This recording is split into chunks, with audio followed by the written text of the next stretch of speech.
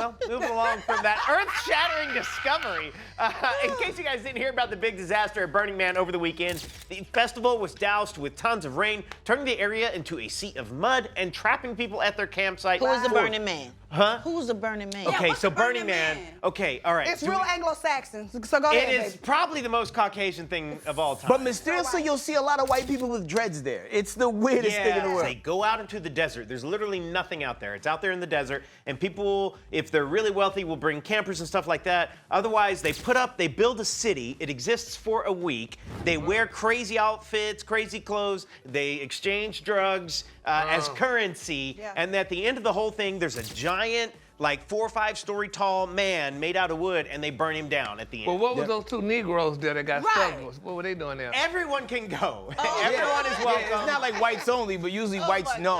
Yeah. It's not on no Jim Crow type stuff. Vibe. No, Okay, no. cool. Anyhow, so here's the story: is Chris Rock and Diplo were among the attendees trying to get out, and after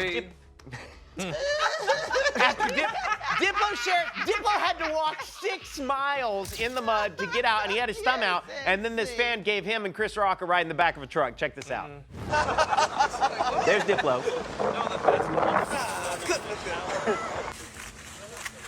6 miles? Literally out in the middle of nowhere. HK, have you been to Burning Man? I feel like this is your vibe. I've heard about it, and people was telling me about it this week. Yeah. And God told me not to go. Look at God. You know what I'm saying? Because, like, yo, like, how often does it rain in the desert to the point where it floods? God was not pleased this week. Hey, don't forget to hit us up on social media. We're on all these platforms at Dish Nation. We'll see you there.